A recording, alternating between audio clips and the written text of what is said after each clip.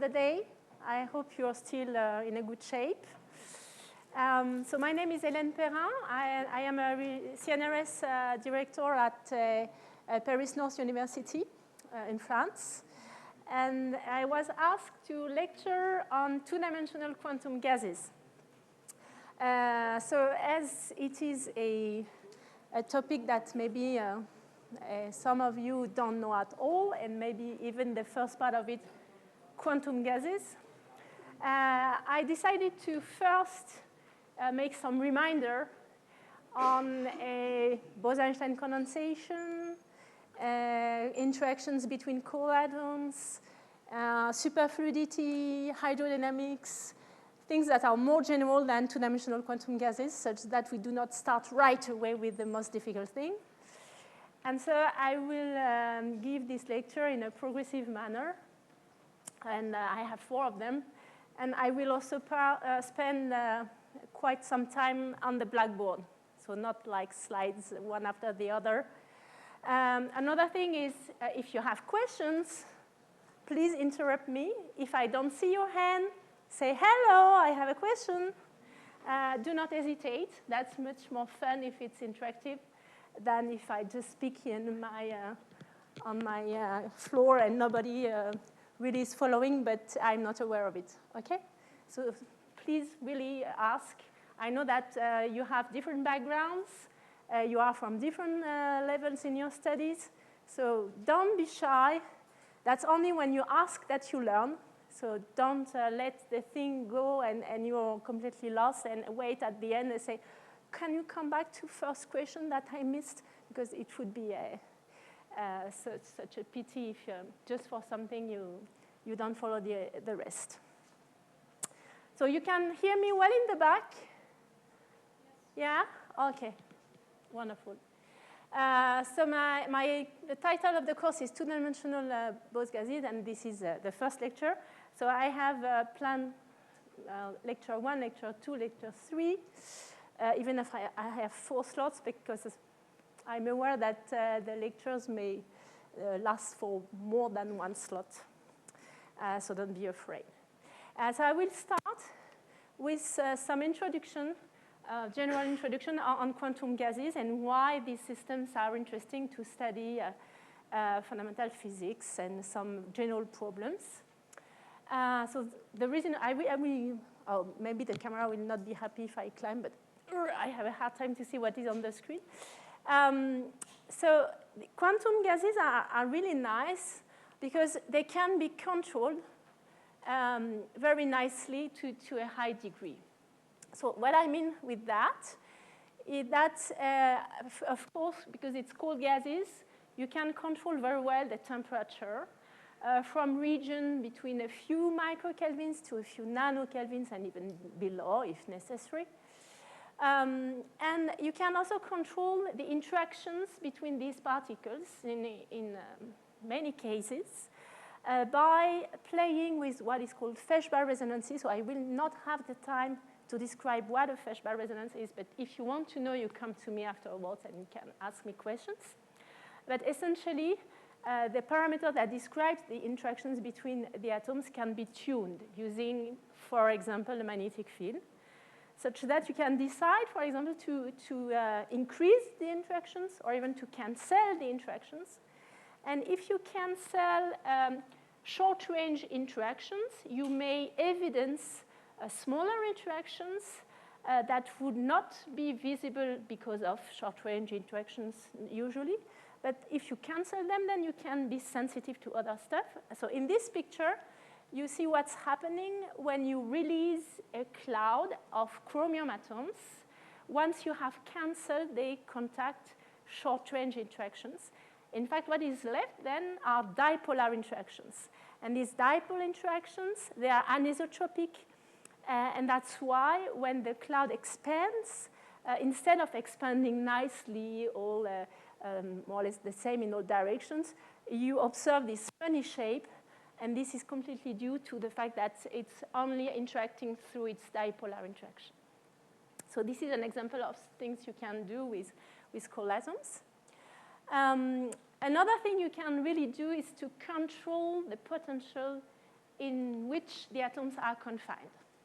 So you can play by putting the atoms into optical lattices, which are essentially the way to make a periodic potential for the atoms, like putting them in egg boxes.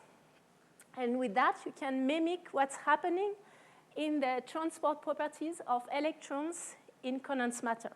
Your atoms play the role of an electron, and they travel in the periodic potential done by the optical lattice instead of having electrons that travel in the periodic potential of the ionic cores. And you can recover many of the properties that you have in electrons in solid, except you control everything.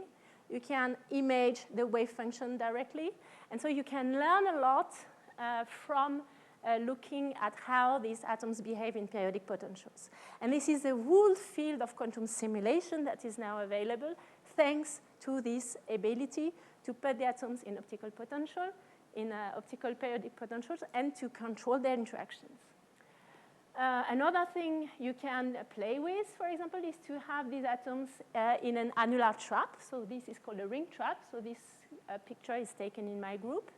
And you can create persistent currents in loops, because as we will see, the cold atoms, the quantum gases, are superfluid.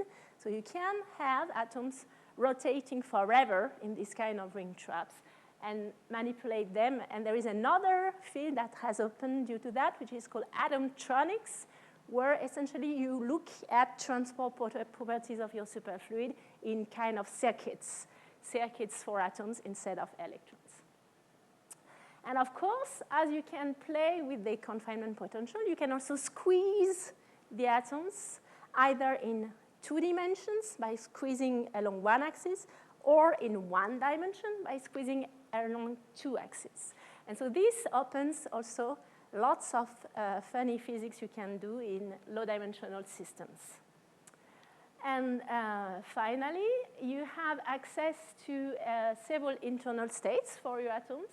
You can use bosonic atoms, but also fermionic atoms, and this is even nicer for quantum simulation because now it's just like electrons. They also are fermions.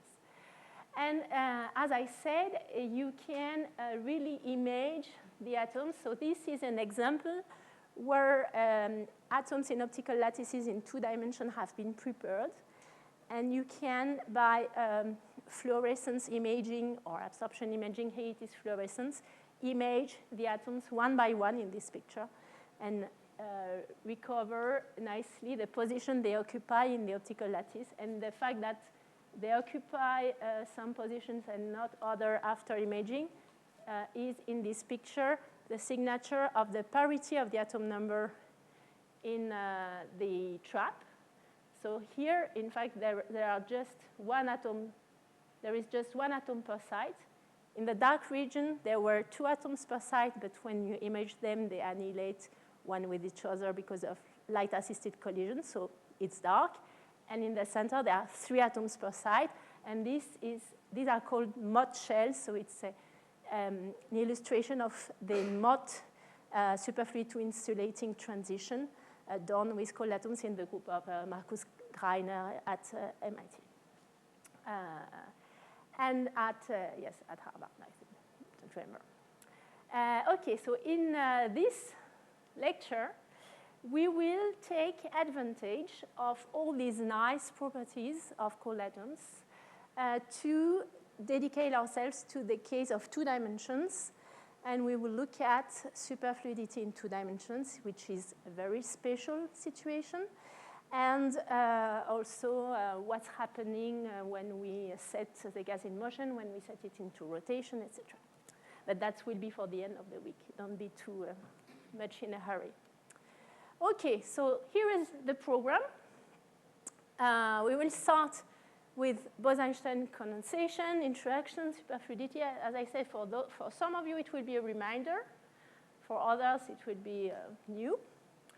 Then I will describe what's happening for 2-dimensional Bose gases in terms of equilibrium situation. What are the phases at a given temperature?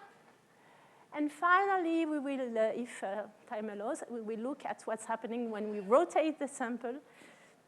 And you will see that there will be plenty of vortices. And that's closer and closer to my own research field. So this is the program for today and tomorrow, maybe.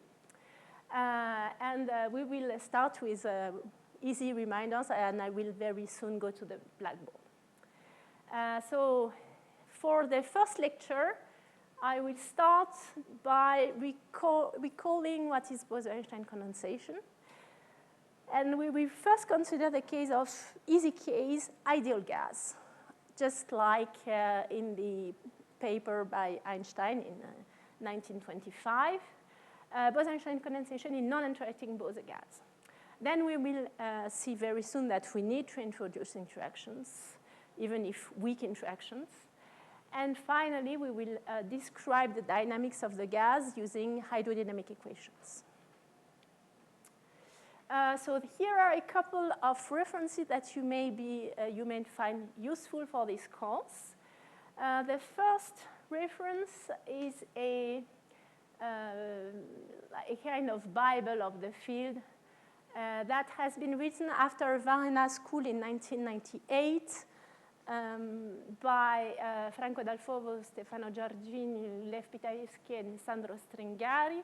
And it gives you all the basics for theory for Bose-Einstein condensation. So the same, Lev Pitaevsky and Sandro Stringari have published 2 books. In fact, this one is an update of that one, where it's based from this book, but from this paper, but it's much bigger, it's expanded. So the first one is really what you should have read when you start in cold atoms, in quantum gases, and the number 3 and 4 if you want to deepen more your knowledge. The second book is also a general book on BC. It's more or less the same kind of thing, so you can choose one or the other. And in fact, what I will tell you during the week is deeply based on lectures that Jean Dalibard has given at Collège de France for some academic years, especially the academic year 2015-16 for the basics. And for the 2D gases, it's the next academic year. And so it's in French.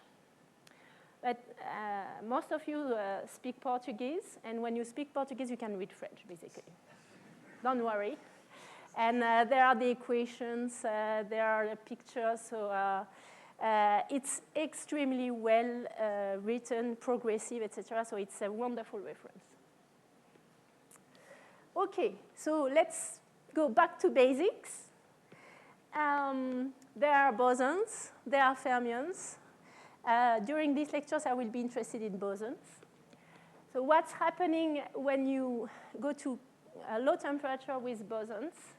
Well, essentially, of course, the lower the temperature, the more the lower energy states are occupied. And when you reach a temperature close to some critical temperature, then the particles must make the choice of their life. Am I a boson? Am I a fermion? Let me decide. Because if I am a fermion, then I have my state and I won't never share it. But if I am a boson, I like the others. I like to make great parties. And so I would like to accumulate with friends in the ground state here. And this is due to the fact that the way you are allowed to put bosons in energy states is governed by the Bose-Einstein statistics. And this guy has a minus sign here in the denominator. So the number of particles, the fraction of particles you put in energy state EI is given by this, where beta is 1 over kBT, T is the temperature. And you have this energy of this state minus the chemical potential. And of course, if you are at low energy, and the chemical potential becomes to be close to 0, close to the energy of the ground state, then this guy will go towards 1, and you have 1 minus 1, and so this diverges. And it means that you can put the number of particles in the ground state you like with no limits. And so this is why the atoms at some point will accumulate in the ground state. And now that I have said that waving ends, we will see it more rigorously on the blackboard. Show is over. Let me take this, and we start. OK. So lecture 1, section 1. Yes, of course. Yes. C'est là. Ah oui. Reminder.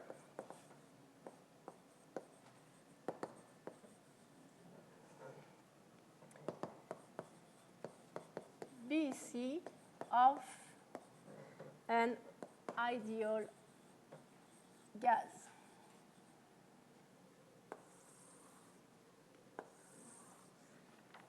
Can you read in the back? Yeah? Sure? OK.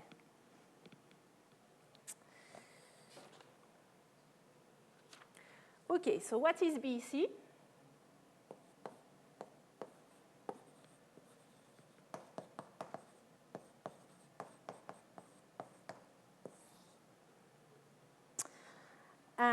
So we will consider a non-interacting gas obeying Bose-Einstein statistics. This means that the population in state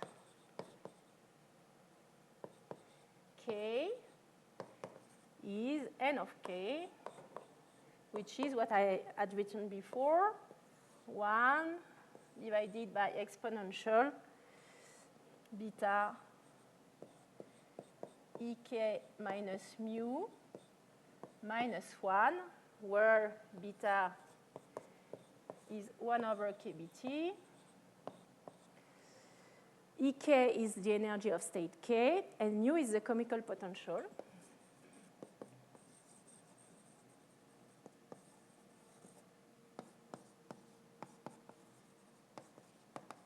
And this is written in the ground canonical ensemble.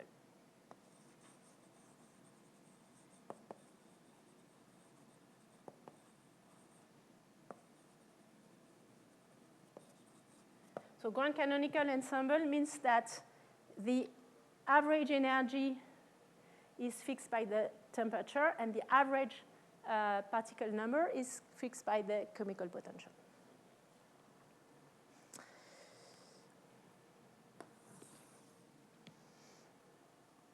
And so first remark, this occupation is a positive number. So for it to be positive, you need the chemical potential to be below Ek. And this is true for all of the energies. So this is true in particular for the energy of the ground state that I will call E0.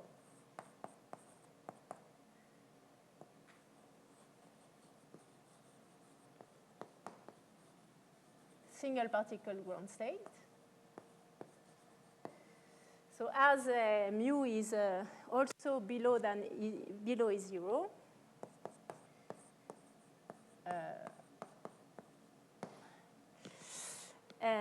I will use this inequality. OK, so as I am a bit careful, I will try to express the fact that the total number of particles is the total sum over all the nks. But I am a bit worried, so I will write it under the sum of two terms.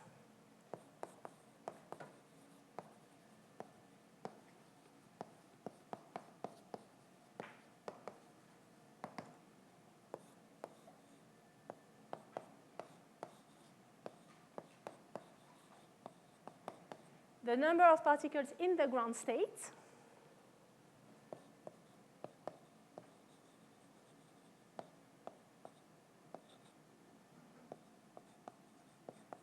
and the number of particles in the excited state.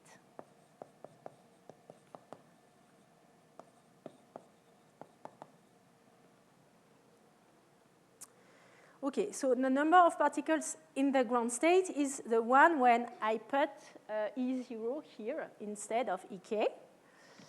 So this one is 1 over exponential beta E0 minus mu minus 1 that I can also write under the form Z divided by 1 minus Z, where Z is called the fugacity, and it's exponential minus beta E0 minus mu.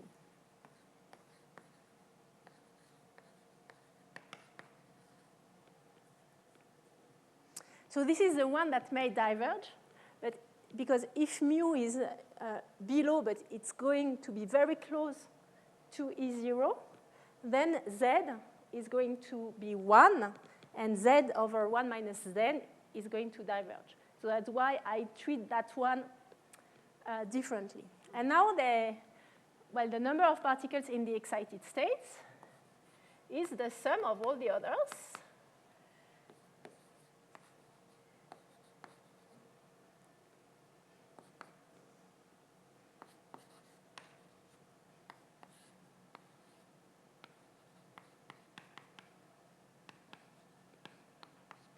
And here I will use the fact that I know that mu is below E0.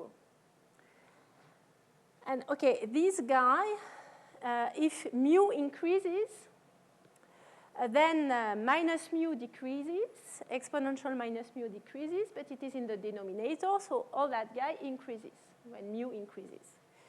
So I can find an upper bound when I replace by an upper bound for mu. So all that is below the expression I get if I replace mu by E0. So Nx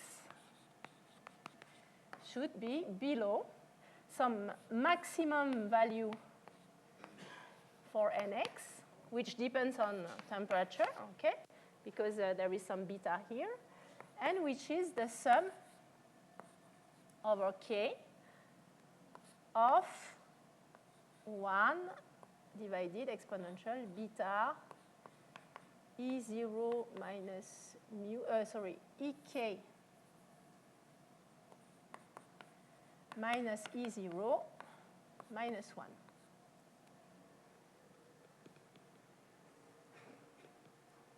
For all, of course, these are the excited states, so that's for all the Ks that differ from 0. Okay? And here, in fact, something I forgot to mention is that I assume that the ground state is non-degenerate. There is just one ground state, okay?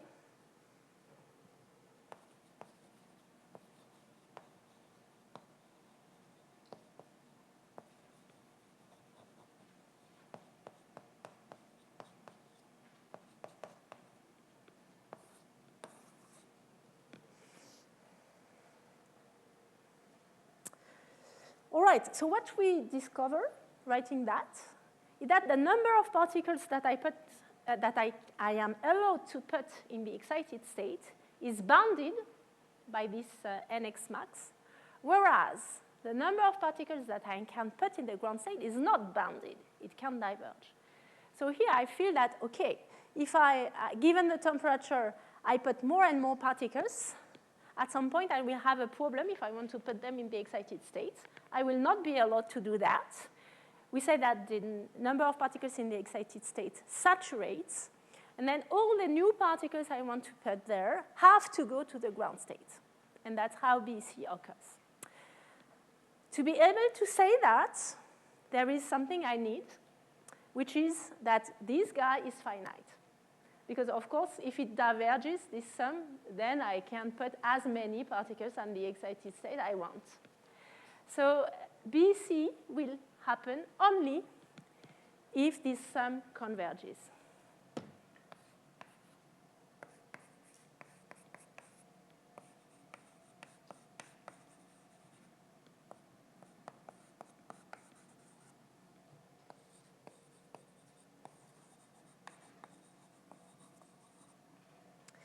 And the critical number at which BC will occur is essentially this number. So if I have a number of atoms which is equal to this particle, the number of particles I can put in the excited state, then any new atom has to go to the ground state.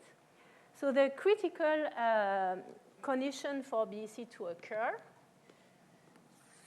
is NC at a given T is this NX max.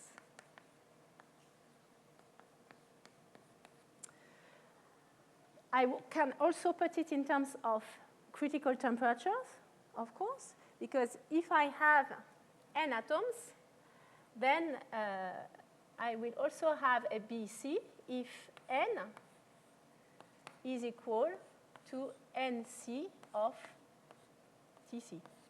So TC is the inverse of the function NX max. So I can put it this way.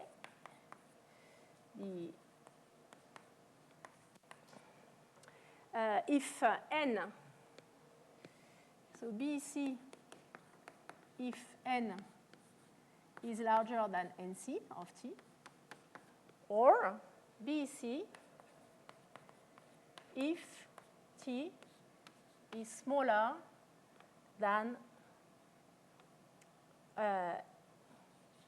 the inverse function, if you want,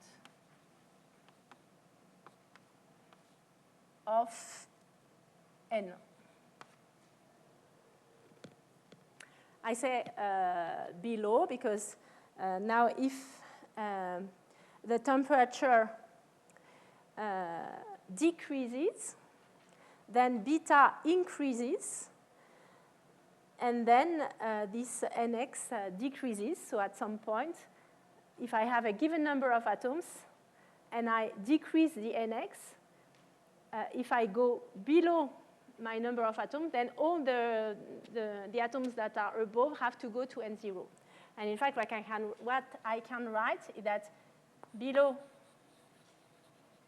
TC or above NC, we have the total number of atoms, which is the sum of the atoms which are in the ground state plus the others which occupy all the excited states I am allowed to occupy at this very temperature. So this equation will give me the way the fraction of condensed atoms will increase when I reduce temperature, for example. So the fraction of condensed atom, N0 over N, will be equal to 1 minus NX max of T over N. And so as you remember that NX max of T is, that the total atom number is also related to NX max as being the NX max for TC. This I can also write under the form that the fraction of atoms in the ground states is 1 minus NX max of T divided by NX max at TC, which is nothing but my total atom number. So this guy will allow me to write nicely to which power of T, all that depends, etc. Okay. So if, for example, this NX max is some power law of T, then I have the fraction of T over TC to this very power law. And this is a situation that is very common and that we will meet in 2 minutes. Okay?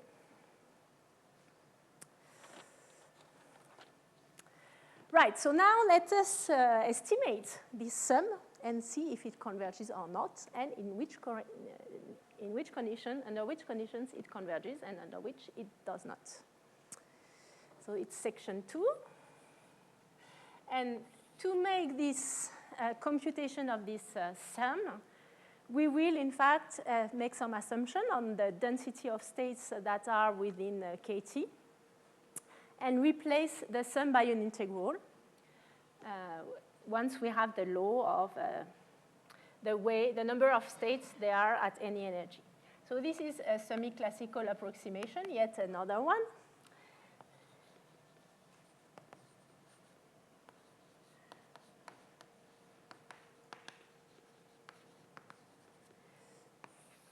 So my approximation is to say, okay, there are many, many states, in fact. So this sum over all the states, and much within some interval KBT, there is not just one state, but many states. And this guy is the ground state, but there are all the others. Such that I can say, okay, the number of states I have around the energy E within a size dE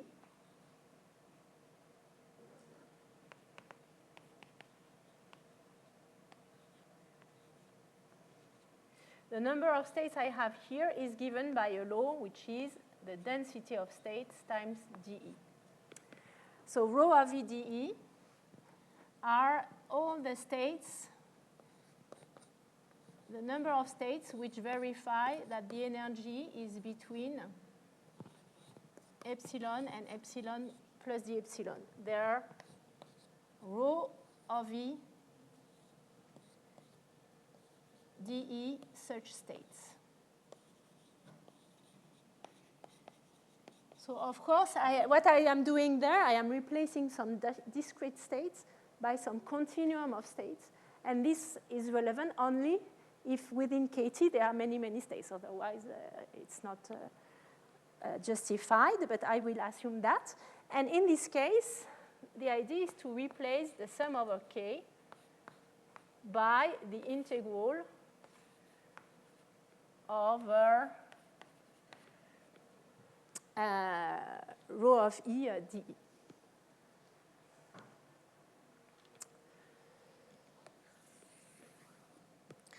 Okay, so assume now, and we will see it later, that it's often the case. Assume that this, okay, no, maybe before I assume anything, I will just comment on what the maximum excitation number will be at a given temperature. So if I make this replacement, I will have to sum over dE, rho of E, and then I have my 1 over beta E minus E0. I can also write it another form, E to the minus beta E minus E0 over 1 minus E minus beta E minus E0. And the sum runs between E0 and infinity.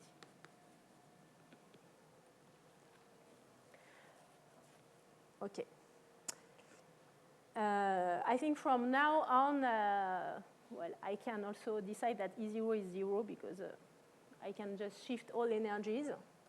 So I think I will simply remove this E0 I have all the time, but that's not very important. So if I put this to 0,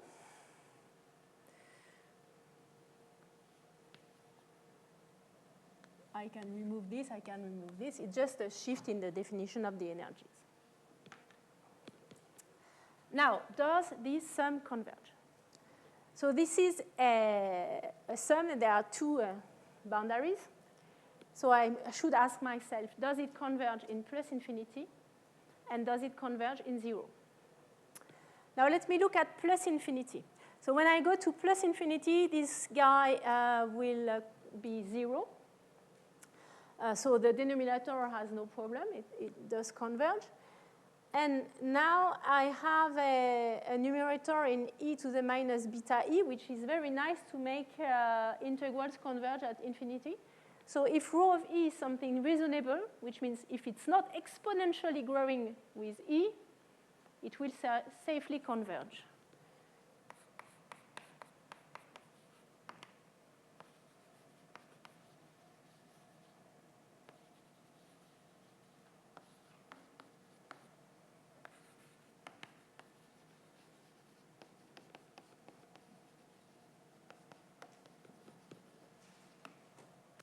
And we know already that the problems in general are around E0. So let's look at what's happening around 0.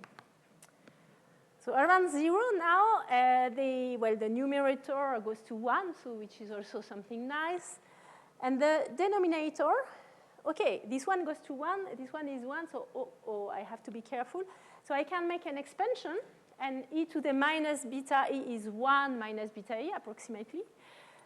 So there is a minus, it will give beta e, and so beta e at the denominator, it will give kbt over e. So it will scale like rho of e over e. Kbt if you want, but to know if it converges or not, it's rho of e over e.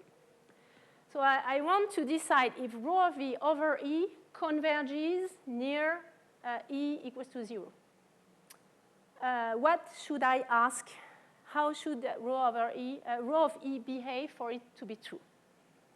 Can somebody help me at this time of the afternoon? 1 over, OK, first, 1 over epsilon, does it converge, the integral, when epsilon is going to 0 or not?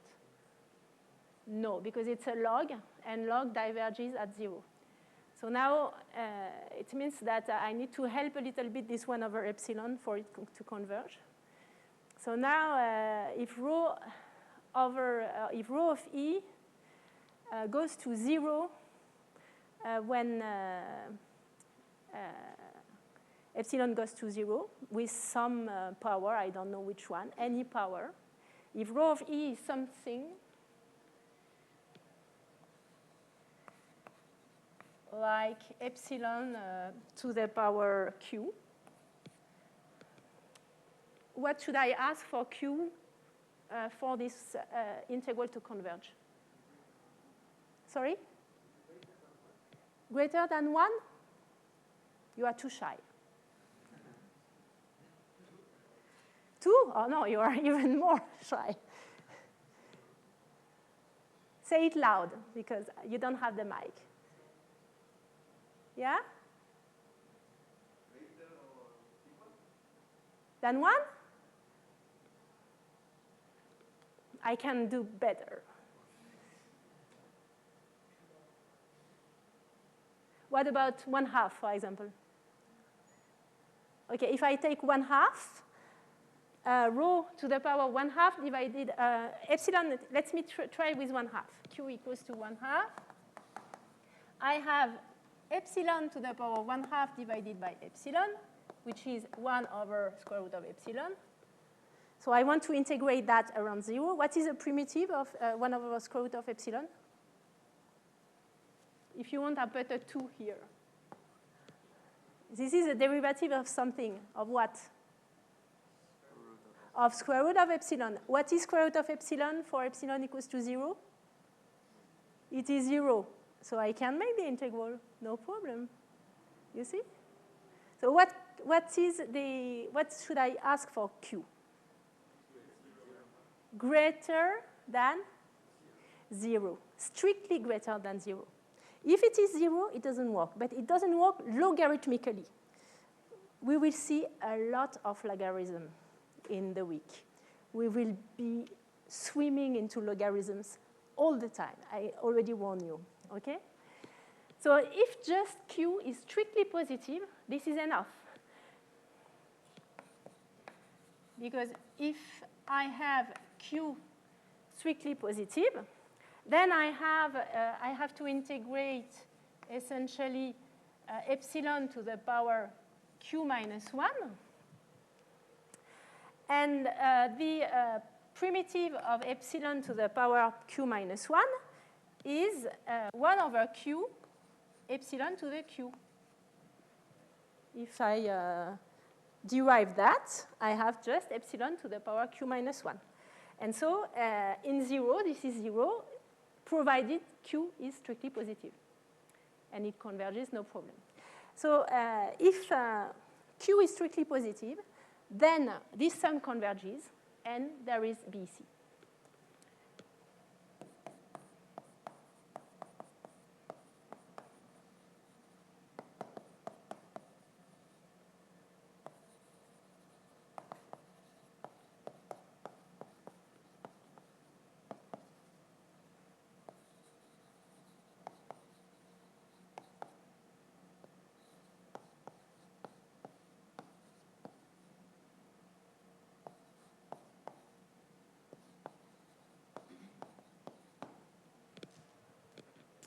And so we will see many examples for which, indeed, the density of state is a power law. And you will just have to check about the exponent q. Is it strictly positive? If it is strictly positive, BC will occur. OK? And so if I have this power law, now what is my law for n0 over n now? So if I have a power law, now let me compute n x max of t. So I call C this power law. So it's C times epsilon q. OK. And so I have to compute the integral between 0 and plus infinity of epsilon to the power q exponential minus beta epsilon divided by 1 minus exponential minus beta epsilon. OK, so this I will make some trick.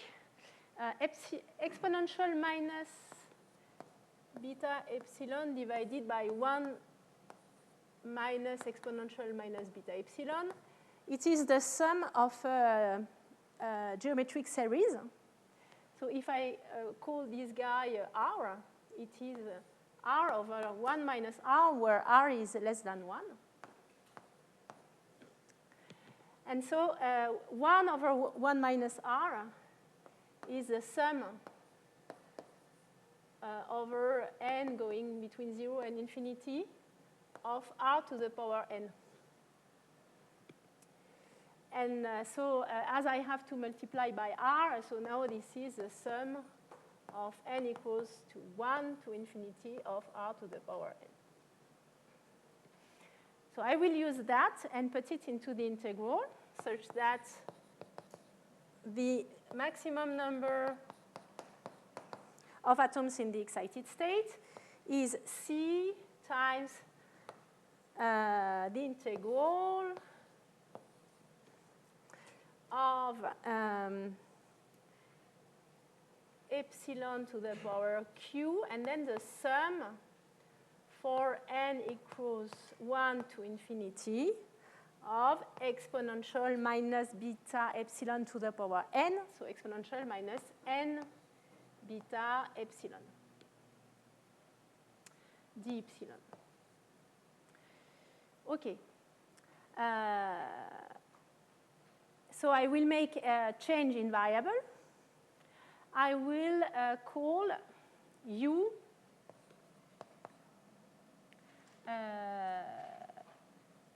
OK, the sum, sorry, the sum, I will put it, I will let it there. It's better like that. I will let it outside, and then I have epsilon q. So for each of member of the sum, I will use a change in variable and using n beta epsilon as my new variable, such that d epsilon is 1 over n beta du, and as beta is 1 over kt, this is kt divided by n du. And then the epsilon to the power q is kt to the power q divided by n to the power q. So in total, how many of these do I have? I have 1 in the epsilon, and I have this guy to the power q in epsilon. So in total, I have to the power q plus 1. So this nx is the sum.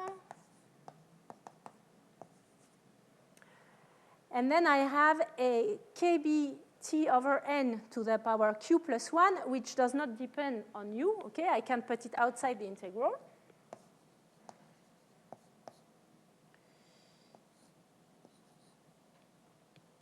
And I can even put kbt to the power, no, j'ai rien dit. Oops, no. N equal 1 infinity. Okay, kbt divided by n, yes, it was right, to the power q plus 1. And then I am left with the integral between 0 and infinity of u to the power q exponential minus u du. And so this guy here now does not depend on n anymore. I have put all the n's here. It's just a constant. In fact, it's the gamma function of q plus 1, I think. It's just a number that depends on q. And kbt, I could have put it outside, in fact, yeah, because it's just kbt to the power q plus 1. So I am left with just a sum of 1 over n to the power q plus 1. And now you see also why q should be greater than 0, because the sum of 1 over n diverges logarithmically, but the sum over 1 over n to the power something, if the something is greater than 1, strictly converges. And so what I find is that this nxt is some number that exists only if q is strictly greater than 0. And then it's proportional to t to the power q plus 1. And so if I go back to this formula,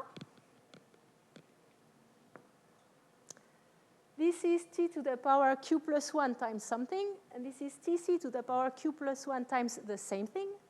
So here I have 1 minus t over tc to the power q plus 1. Okay?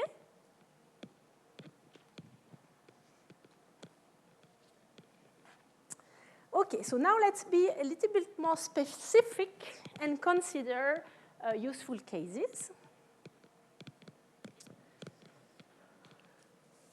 such that particles in boxes and particles in traps, and specifically I will take the case of harmonic traps to simplify the discussion. Any question up to that stage? It's clear. A question of path. Is it the right path? I am going too fast or too slowly? You can think about it and tell me later, okay?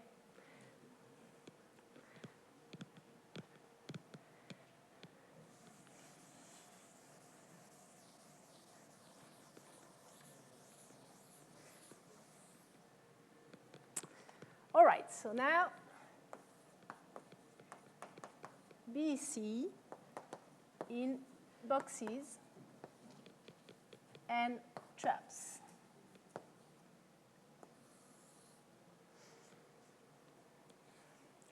All right, so to compute this density of states, we take the semi-classical approximation. And so the density of state, I will find it by integrating over all phase space in dimension d. counting how many states there are with a given energy, which is the definition of the density of states. So I have to count, and I keep only the states whose energy is equal to E, where my H is my classical Hamiltonian, and epsilon is the energy that I want to count the states.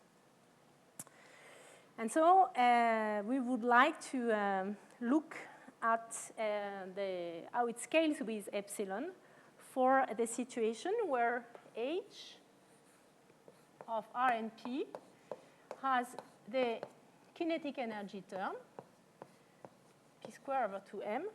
And I will take, to simplify, an isotropic potential. And I will write it under the form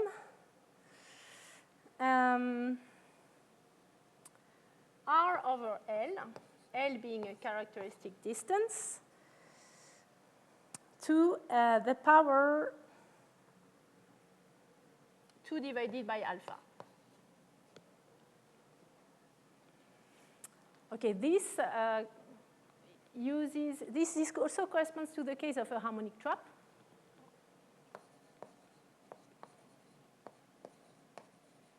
So the isotropic harmonic trap, just to simplify, okay, corresponds to alpha equals to 1. Then it just goes with a square. And in fact, it also works for the box trap with alpha equals to 0. This means that this power is extremely large. And when the power is extremely large, if R is smaller than L, then you put a number smaller than 1 to a power extremely large, you find 0. But if R is larger than L, you put a number greater than 1 with a power extremely large, you find infinity. And this is what a box trap is, okay, 0, infinity. So now, how does my rho scale if the potential is like that? In fact, I have to make a change in variable if I want to make the full calculation. So I have to decide which is the integral over p, for example, by saying, OK, p squared over 2m has to be equal to epsilon minus v0, blah, blah, blah. And this gives me the way it will behave with p. And in fact, of course, the condition is that p will scale like epsilon to the power 1/2. Because you want that p squared over 2m is equal to epsilon, basically, with some offset. And for the energy, the potential energy, you want this guy to be on the order of epsilon. So R scales like epsilon to the power alpha over 2. And so how does rho scale? You could say, OK, I know that p scales like square root of epsilon, and R scales like alpha divided by 2. And what is my delta? Delta is a delta in phase space. So it's 1 over R and 1 over P. And so I have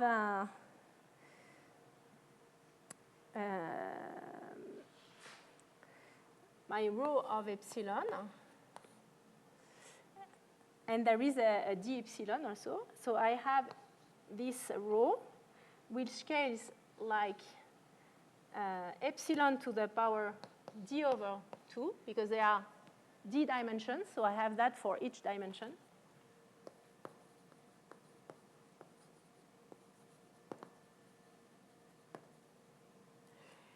I have epsilon to the power alpha d over 2 that comes from R.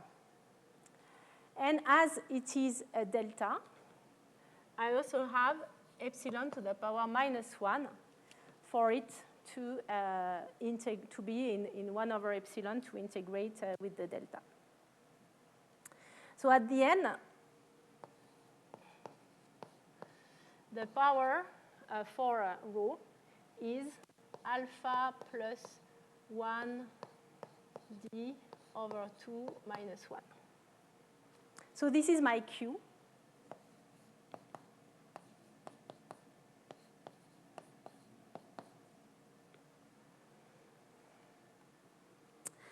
And now we can wonder, do we have a BC or not in the different situations of box and harmonic traps in various dimensions? Okay, so if D is 3, or maybe I start with looking at the box.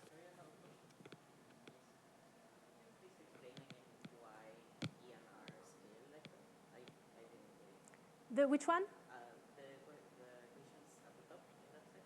Why P and R scale? The R here? Ah, okay. That's because to have this equal to epsilon,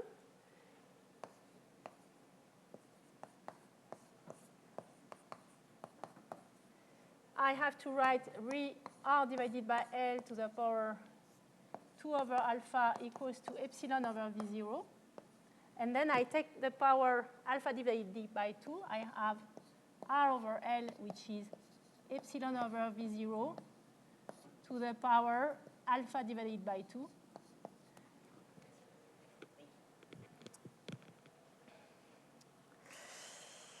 Okay, and so if I start with boxes, it corresponds to alpha equals to 0. And so I want to have, okay, I could already solve this. This being positive means that all that is larger than 1. And then alpha plus 1 is larger than, this is 1, so this is 2, so this is 2 over d. And so alpha, voila, no, anyway. I can also write it this way. It's as simple. D times alpha plus 1 should be larger than 2, okay? So boxes correspond to alpha equals to 0.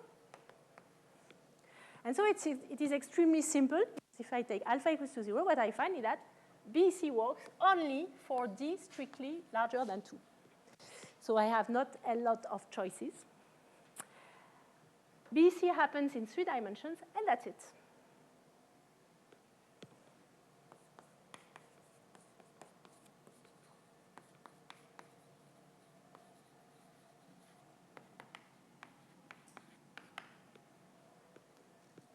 In a box, BC happens only in 3 dimensions. Okay, so now if I take a harmonic trap, well, a trap in general would have to fulfill that. But if I take a harmonic trap with alpha equals to 1, then what do I find? So this guy now is 1 plus 1, which is 2, which simplify with these 2. And then I find that I need D strictly larger than 1. Easier. So BEC happens in dimensions, well, in 3D and 2D.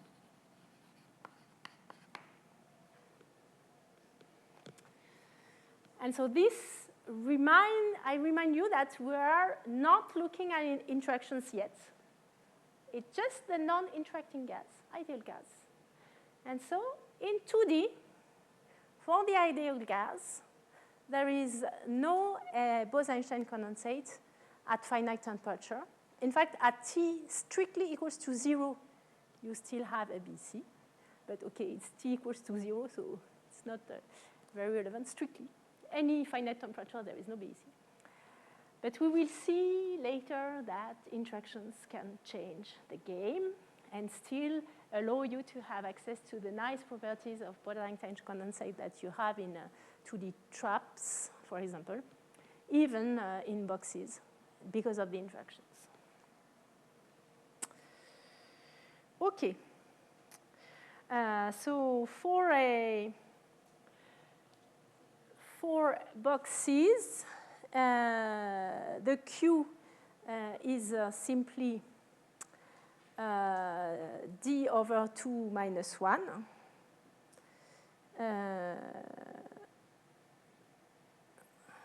Yes, which means that Q plus 1,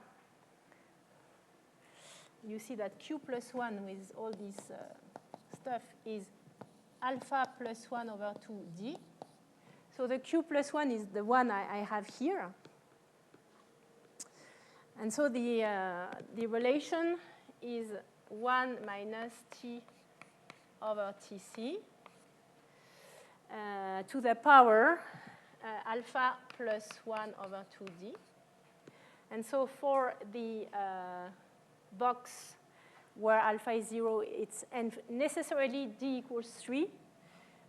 You have in the case, so 3D box, it's 1 minus t over tc to the power 3 half, which is n0 divided by n. And for the traps,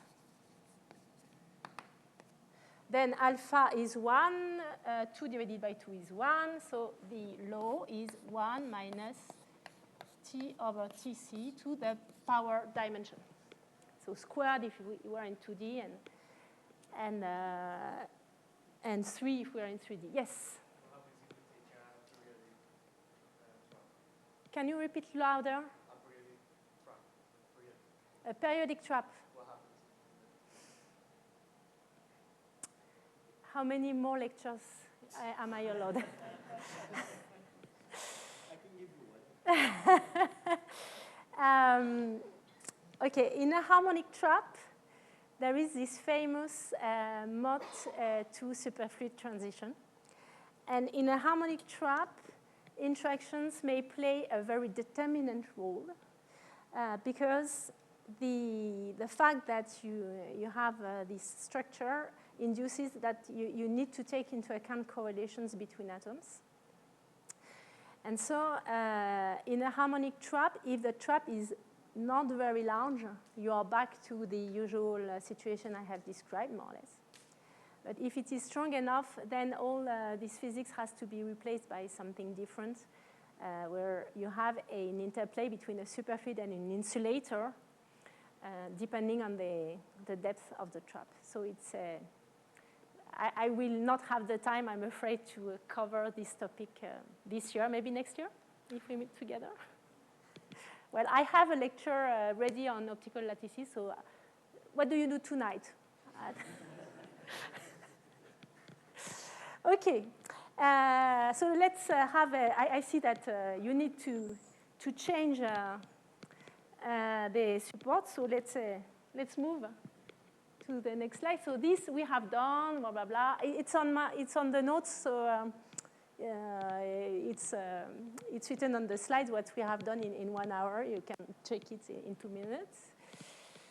And blah, blah, blah. This is what we have just derived, okay? And so let me show you a couple of slides to illustrate what we have just done. So this is the experiment that has not been done first, but which in terms of conceptually, it's the simplest one. This is an experiment performed in Cambridge in the group of Zoran Hatzibabich, where he confines the atoms in a 3D box. So 3D box, okay, perfect. We know that there should be a BEC, even for a non-interacting gas. And this, in addition, is done with potassium, where you can tune the interactions. And for this data, the interactions are tuned to 0. So this is a non-interacting gas in a 3D box, exactly the way Einstein imagined it in 1924-5. And things happen exactly as they should. So what is shown here is the trap. Where am I? Here. This thing vibrates in addition. Yeah, okay, the left picture. You see the rectangular shape. It's a picture of the atoms inside the box. And then the circular shape is the one you get after a long time of flight. And in fact, what's happening is it's a basic technique that is used in all cold atom experiments. The atoms in that box, they both have some position and some velocity. Once you switch off the trap, what will happen essentially that each atom will follow its own trajectory, ballistic expansion. And after a long time, the initial size of the sample will be negligible with respect to the size which is due to the fact that the atoms had some different velocities in different directions. So what you observe after a long time is essentially the velocity distribution, momentum distribution. So on the left picture, it's with the temperature which is above the critical temperature for Bose-Einstein condensate. And then what you observe is simply the Maxwell-Boltzmann distribution of a thermal gas. So strictly speaking, it's a Bose-Einstein distribution, but at high temperature, the Bose-Einstein distribution converges to the Maxwell-Boltzmann one. So it's essentially Gaussian shape with a width which is related to the temperature. In the second picture, you see that in the center, there is many more atoms, which is this red region. And this corresponds to the fact that we have crossed the BC transition. The temperature is low enough. And there is some accumulation of atoms in the velocity class near to 0, which corresponds to the ground state in a box. And on the right picture, the fraction of atoms in this ground state is much larger. And so the lower the temperature, the larger the fraction in this ground state. And these data have been represented on the right picture in terms of atom number. So you count the number of atoms on the outside, which correspond to the thermal atoms, and on the central peak, which are the condensed atoms, as a function of, at fixed temperature, as a function of the total number of atoms you put in your sample. And you observe exactly what I have explained you earlier, that essentially you have almost no atoms in the ground state. Most of the atoms are in the sum of all the many, many excited states. And the more atoms you put, the more atoms you put in the excited state, up to the point where you reach this maximum number of atoms in the excited state, and then stop, it saturates. And you stay there at nx max, and that's life. And all the new atoms you put in the sample, they have to go to the ground state, which is the red curve. So this is a direct illustration of the saturation of the excited state for a non-interacting Bose gas in a box. Okay, so now this is very nice. And there is a nice interpretation of the value of this critical temperature that I have not given you, but you maybe know the result already because this is very famous. If we continue the calculation, in the box, we have this sum here. You know, this sum over n of 1 to the power n q plus 1, which converges only if q is strictly positive. And for our box, remember, in fact, q plus 1 is 3/2, which is also the power here. Where was it again? This one here, it's 3/2. So if we have the sum of 1 over n to the power 3/2, and in fact, the sum of 1 over n to some power is what we call g 3/2 of 1. Well, 3/2 it's for 3/2, but otherwise it's q plus 1. And this is what is equal to 2.6 when q plus 1 is 3/2. So you have a accumulation of the particles in the ground state. In fact, when the phase space density, which is the density times the double wavelength h over square root of 2 pi mkbt, is equal to 1. Well, is equal to 2.6. Is equal to this guy here. So the full calculation we can do, but it's just putting a real number instead of my C. I didn't want to go too much into detail. And what is nice is that you can interpret that really nicely, as I told you earlier, that when the number of particles in each state downstairs there starts to be 1 or more, the atoms, they have to make a choice and say, am I a boson, am I a fermion? And in fact, if you look in terms of extension of the wave function, we cover exactly that. This thermal Dobrev wavelength corresponds to the size of the wave packet of thermal atoms at a temperature T. And the critical temperature for BC corresponds to the situation where this size of the wave packet is equal to the mean interparticle distance between atoms. And lambda Dobrev to the power D equals to 1 means the average distance between particles is also equal to the size of the wave packet. So that's when the atoms realize that they're not alone in the world and that there are other people there and that they have to decide if they want to stay each in one state or if they want to share a common state. And below Tc, that's when the atoms they will accumulate in a single big wave function all together. Okay, that's all very nice, but now what happens when there are interactions between particles? So in fact, the very first BC was not realized in a box, but in a harmonic trap in the group of Eric Cornell and Carl Wyman in Boulder. And so as we have said, if we have a 3D harmonic trap, this is a relation we expect. And this is the relation that is plotted as a function of T over Tc. So and the points are the experimental data. And the theory, which is written on the blackboard, are the dashed line. And okay, it's not bad. It's not bad. But it's not exactly that. Okay, what you see that the dots are a little bit shifted to the left with respect to the line. And it means that you have to go to, in fact, lower temperature than what you would like, or equivalently higher density to what you would like, to realize the threshold and have the BC. So maybe there is something missing in the theory.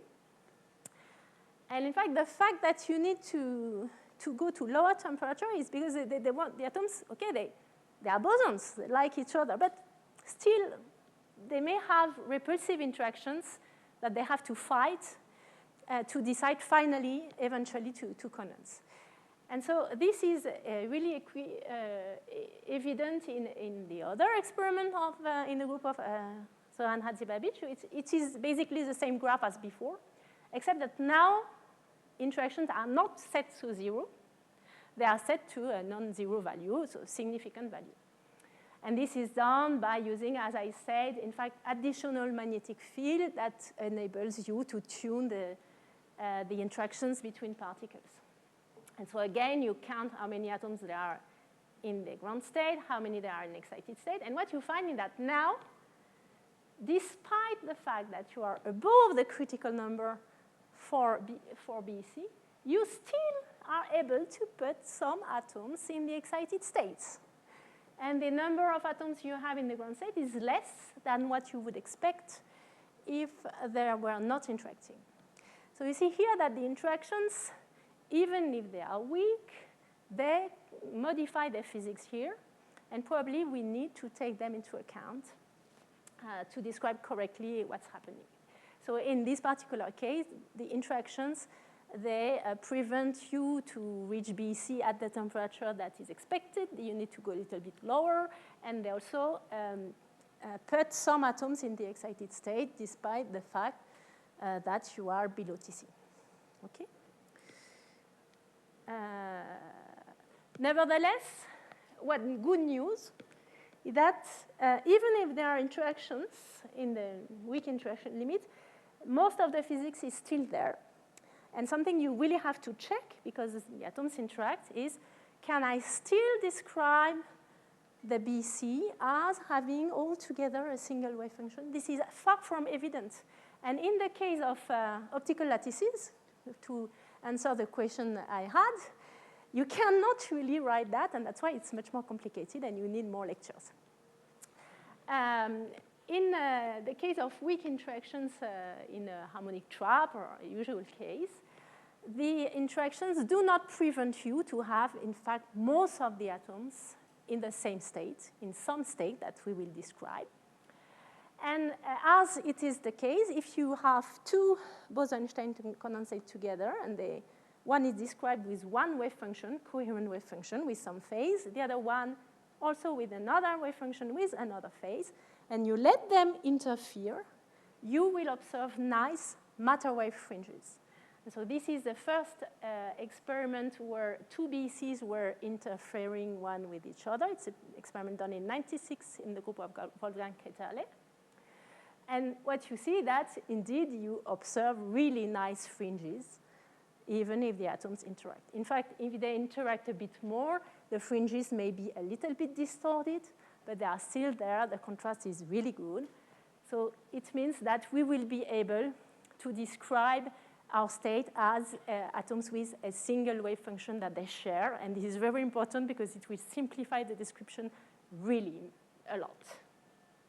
So this justifies the fact that we will use what is called a mean field description, where we will describe the interaction of one atom as interacting with all the rest, which are all in the same wave function.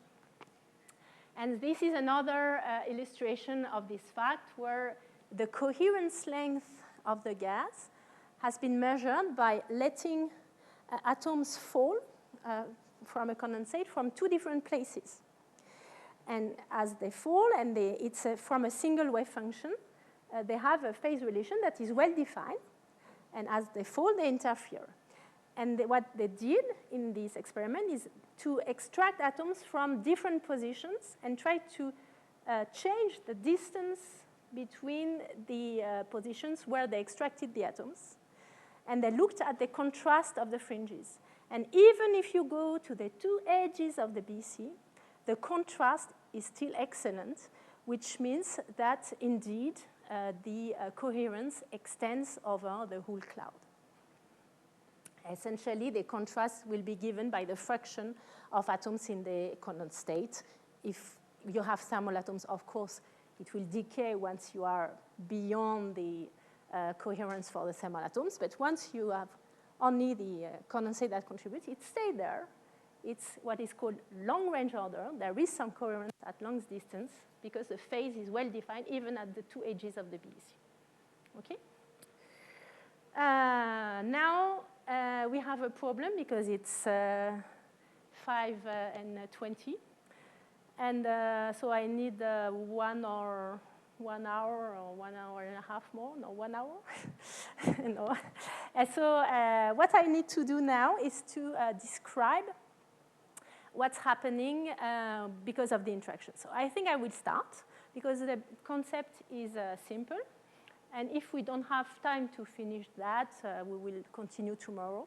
And I hope I will still have time during the week to speak about 2D quantum gases. But anyway, I think it's necessary to remind everything. So let me go a little bit to the blackboard and discuss weakly interacting Bose gases.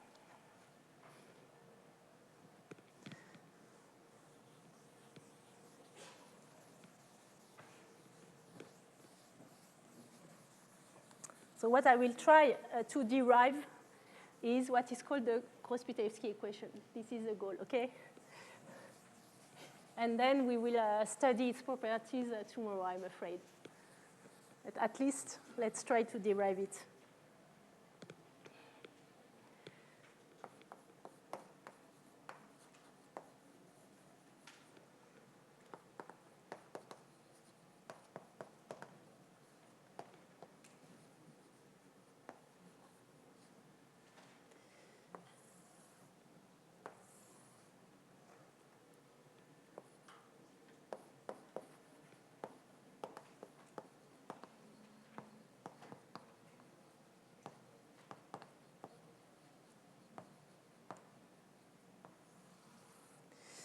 Okay. So first, what are the interactions? So I take two atoms. They are at positions R1 and R2. So I will take two identical atoms. Okay, they have the same mass, M. And so these atoms, they have a center of mass, which is at position R with respect to some origin. And to describe their interactions, it's really nice to go into the center of mass frame and use instead their relative position little r and the reduced mass, which is m divided by 2. So in the center of mass frame, the interaction energy looks like that. Okay, it's a molecular potential that tells you if the atoms have some binding energy, how they interact, etc. And in fact, the way you describe the scattering, what is called the scattering of two atoms, is from scattering theory, and I don't have the time to go through all that. So if you are interested, I can give you some reference. The first thing I will tell you is that we are at low energy.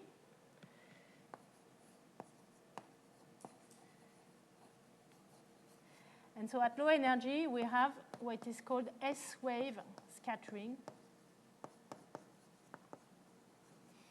And this comes from the fact that once you are in the relative frame, you can write the Laplacian, etc. And you can use the fact, if you have an isotropic potential, which is generally the case, you can use the fact that the angular momentum is conserved and write the Laplacian using the angular momentum. And what you find is that there are states that have some angular momentum, and there is an additional energy for these states in the terms like L plus 1 over R squared, which is the centrifugal potential.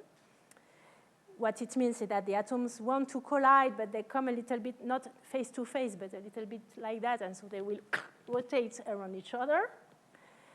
And there are collisions with zero angular momentum, which are called S-wave scattering, S like the orbitals, S, P, D in the atoms. And these ones are frontal collisions like that. And when you have a low energy, it means small incoming K, the fact that there is this L plus 1 over R squared, which is a repulsive potential, means that the atoms will not have enough energy to go beyond this barrier of 1 over R squared. And so they will not make a collision if they have very low energies. So the only collisions that are possible are the ones that are straight, because then you have no way to escape. And so that's why we will concentrate on this S-wave scattering. And in S-wave scattering, the outcoming wave function is essentially, well, the incoming one, and then some amplitude, and a spherical wave that goes outside. And in the regime where we are at low energy, in fact, this amplitude becomes just a number. So K, okay, I forgot to tell you, K is the energy, okay, of this collision,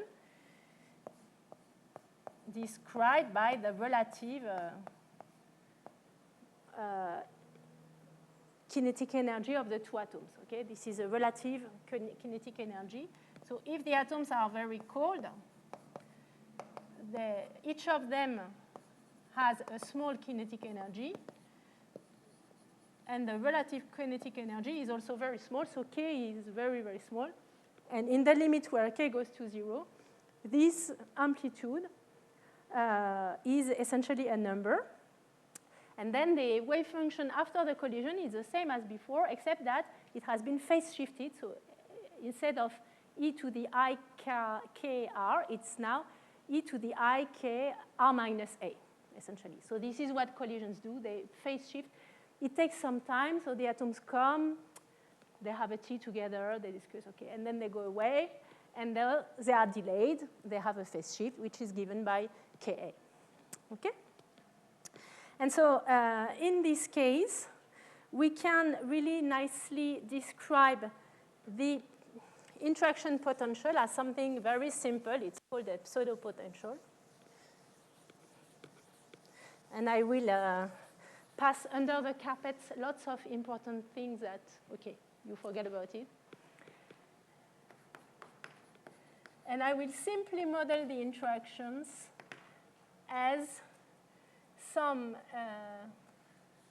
constant that I will call G times a delta function, contact interactions. And the way I need to choose this G is given by the true potential, which is very complicated, and you need to speak to people which are specialists in molecular physics, blah, blah, blah. But at the end, you have a number. And this number, you can even measure it with experiments. So either you compute it or you measure it. And this number is related to this A. So G here in this formula is 4 pi h bar squared A over M. So if I take this with the correct A that I need to measure or compute with something very complicated, but at the end, that's the only thing I am interested in, because at low energy, what just I want to know is what is the dephasing at the end. And what is inside the box, I don't care. So just the A is enough. And this is the one you tune with these phase bar resonances, etc. And so weak interactions, what do I mean with weak interactions? That's when I don't have too many atoms, of course. And this corresponds to n a to the power d, square root of it, in fact, very small as compared to 1. And I don't know if we will have time to see that, but this corresponds, in fact, to what is called the quantum depletion. This number is the fraction of excited atoms, the fraction of atoms which are not in the ground state, in my BEC state, even at 0 temperature, but which are in excited state because of the interactions. So because of the interactions, in fact, even at 0 temperature, it's not true that all the atoms are in the ground state of the single particle Hamiltonian. Some of them, they do not fit because they interact, and so they have to go to some excited state, take more space, and so they go in excited state. And the fraction of atoms that go in the excited state is given by that.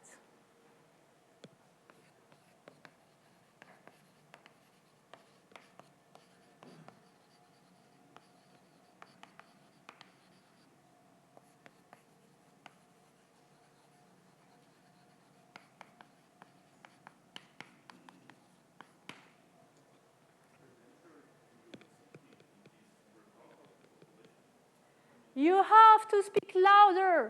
Sorry. You have any theory periodicity in time? So you said that this system might have a rebump of population, right? I mean, you said even when I have temperature like 0, I have a few atoms that just will be excited. It's not that they are repumped. It's because, okay, I will come to your question. Just it depends how much time off I have, but it will be answered by just the next point I will make right now. It's about single particle versus many body particle Hamiltonian. The only thing I wanted to add about that, about numbers, okay, just to have an idea. The order of magnitude of A in general, unless you have a phase bar resonance that makes it very, very big, is typically a few nanometers. This is good to have this in mind, because as it is a few nanometers, you see that this requirement is not incredible. if you have a density such that you have maybe a few atoms per micron, it's still very small in density with compared to something which would need a few atoms per nanometer. So you see there is room for having a weakly interacting description of the BEC. Yes? What would this quantity mean if A interactions would be attractive? Okay, I can put an absolute value here. But if we will also see that if the interactions between particles are attractive, then the BEC is not stable unless if there are very, very few atoms, because essentially it will collapse. The only thing that will prevent the atoms from collapsing is kinetic energy. But if they are in a trap, typically you have the trap that wants the atoms to go to the center, the interactions that want the atom to go to the center, and only the kinetic energy is there to try to avoid that. And so there is some critical number of atoms beyond which there is a collapse, and this number is rather low. Can be just a few hundreds, depending on the interaction strength. And so in general, you need anyway to have a small density, because then you just have no BEC. Okay? Okay, so maybe I stop here because I have to stop at 5:30, right? In principle, yes. Yeah. Because then to derive the Gross-Pitevsky equation, I'm afraid I need 5 or 7 more minutes or something like that, maybe 5 minutes. Depends if you are ready for 5 minutes more or if you want to stop. Who is ready? Raise your hand. Now? Okay. Who wants to stop? Raise your hand. Okay, thank you. So I take 5 more minutes.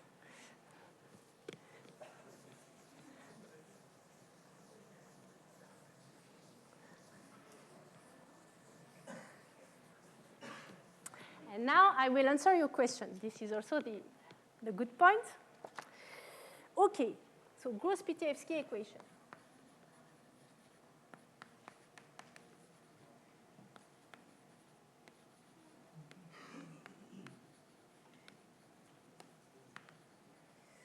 So both Gross and Pitevsky are Russian researchers.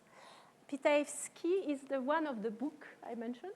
Okay, Stringer and Pitevsky was working in Trento, in Italy, and unfortunately, he was a really great researcher, but he passed away a couple of years ago. I don't remember exactly when, 2-3 years ago.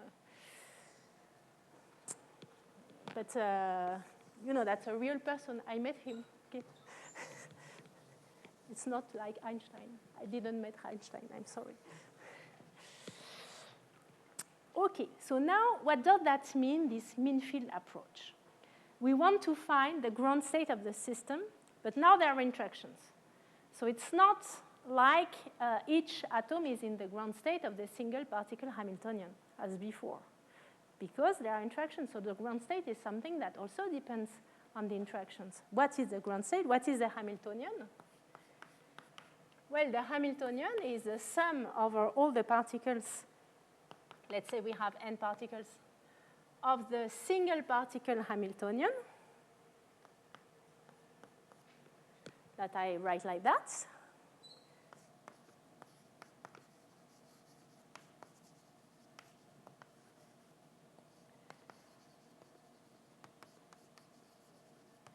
So which can be, of course, there is kinetic energy in there, but there can be a potential if necessary. This is also single particle.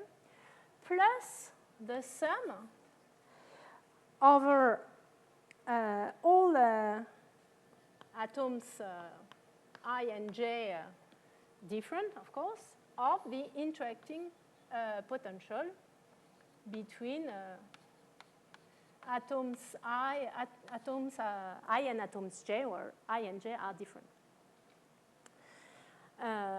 So now we have to find the ground state of this guy.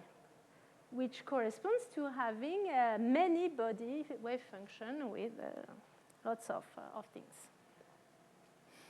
And so our strong assumption, saying if we have weak interactions, is to consider that despite the fact that there are interactions, we will still write that all the atoms are in the same state. But now I don't say that this same state is the ground state of the single particle Hamiltonian. This is the difference. I release this constraint. I want them to be all in the same state, but for now, I don't say what is this state. And I will choose it in a clever way to minimize the energy of the many-body Hamiltonian. Okay?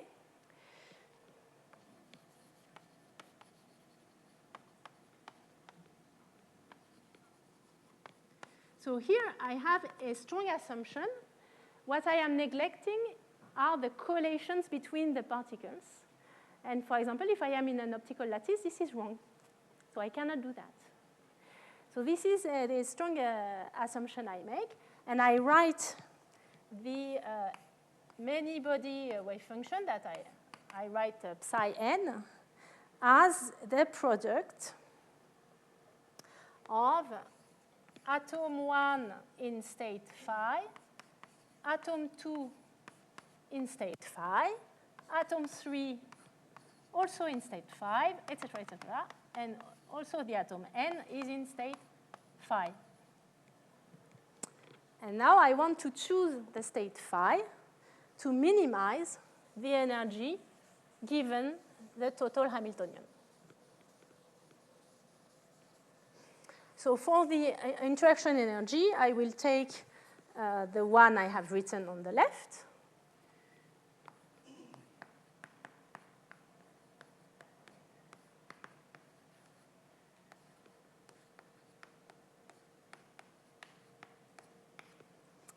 And what I want to do is to minimize the energy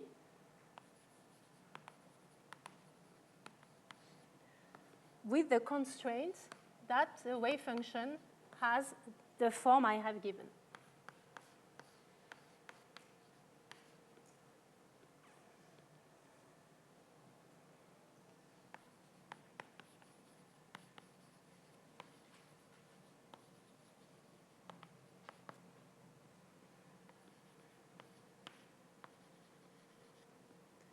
And the other constraint is that the norm of the wave function should be 1.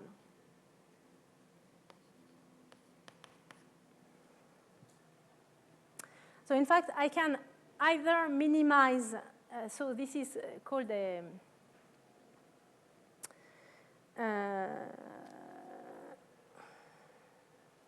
okay, j'ai un trou de mémoire. we will minimize this energy.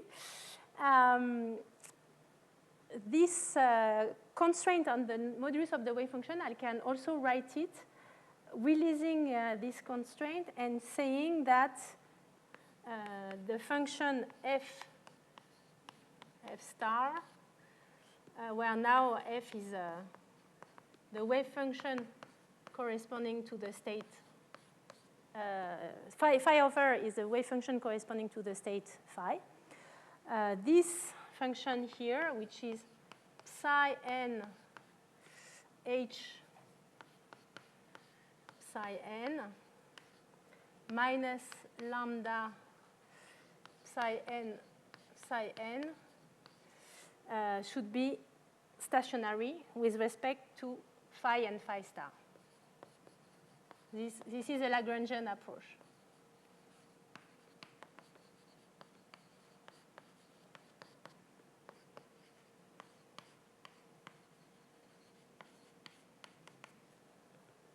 Okay, so now I have to write what is psi of n with the Hamiltonian, and what is also psi. And so this will be written in the integral form. So what is psi n h psi n? it is the integral of this Hamiltonian acting on psi 1 times psi 2 times psi, etc., etc. So for the single particle part, I have always the same wave function. And so I take the one body Hamiltonian between psi and psi, and I do the same thing for all the n particles. So I have n times the same thing. And the thing I have is the energy for the single particle. So it's dr. And then I have the kinetic energy, which is 1 minus h bar square over 2m psi star, which is from the left part of our psi of r, Laplacian, sorry, psi of r,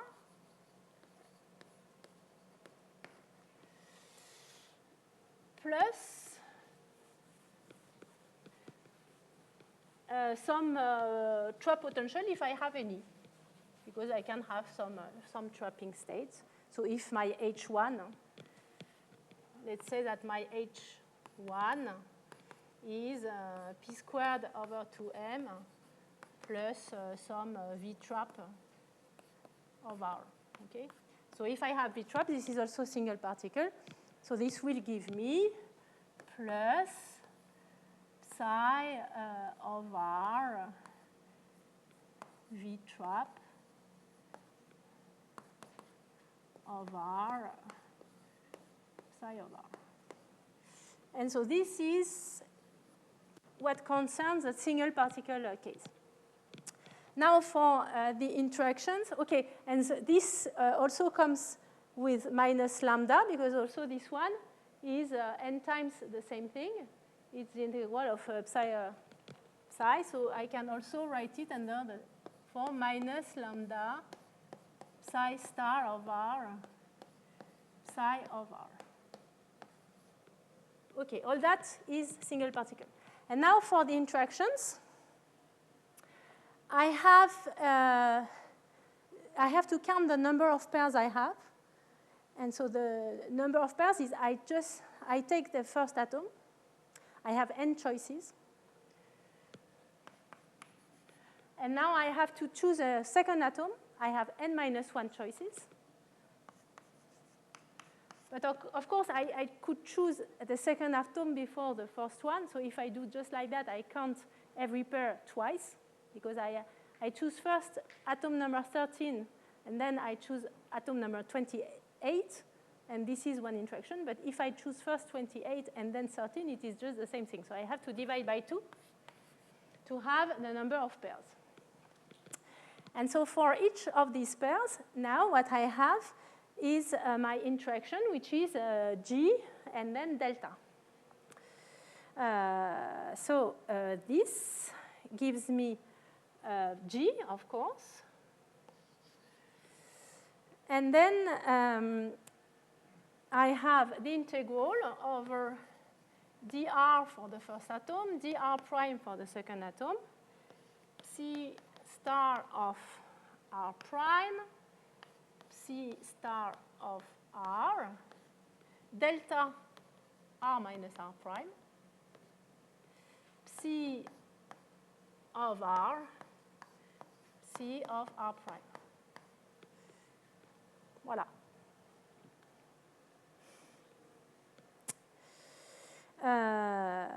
Okay, and so now what I have to do, so first I can remark that this integral here, I can do it immediately. So this guy here is just n minus 1 over 2 with some g. And I have just the integral over r of, I have phi of r star squared and phi of r squared. And I need to minimize this thing with respect to both phi and phi star.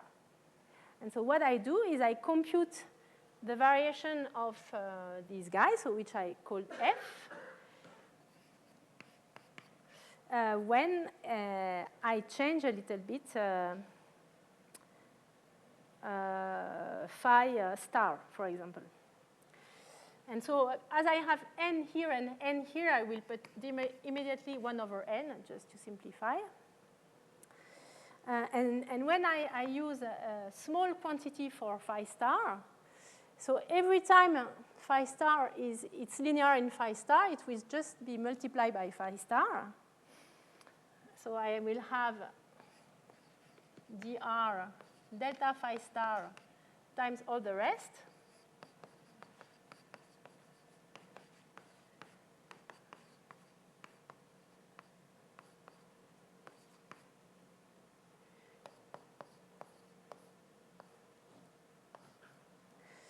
But here I have twice the phi star. So when I look at small deviation of phi star, this will give me a factor of 2. It's phi star squared, so it is 2 phi star delta phi star. So the 2 will cancel this guy here, and it will give me n minus 1 times g. And then the integral dr of delta phi star, but this time times phi star phi,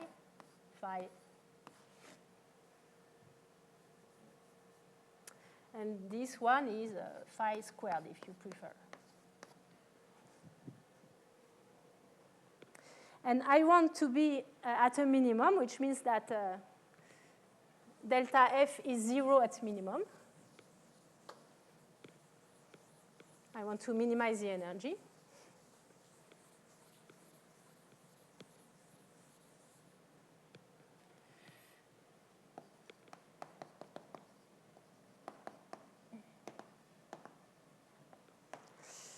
And so what I see is that I can rewrite all that in terms of an integral dr with d phi star that is multiplied by all the thing. And what is left is minus h bar square over 2m Laplacian of phi plus v trap phi minus lambda phi plus g n minus 1 phi squared phi. And so this is what I find.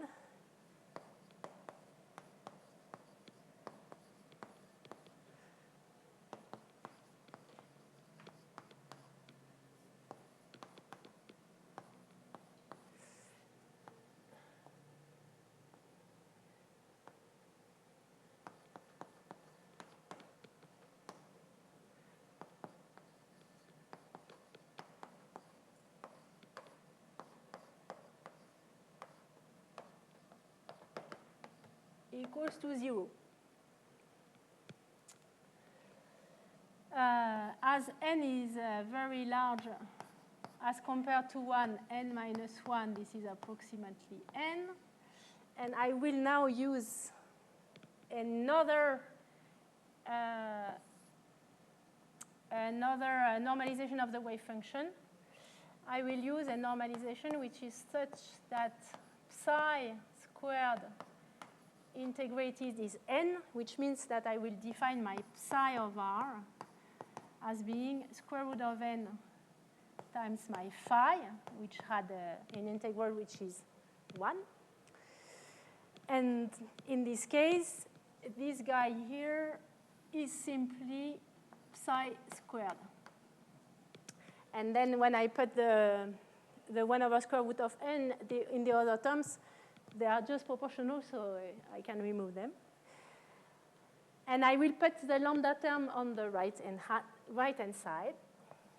And so this can be written as minus h bar square over 2m Laplacian of psi plus v trap psi plus g psi squared psi is equal to mu psi, where I decided to change the notation my Lagrange multiplicator, I call it mu, and I will explain you next time why I call it mu. And this guy here is the Gross-Pitayevsky equation.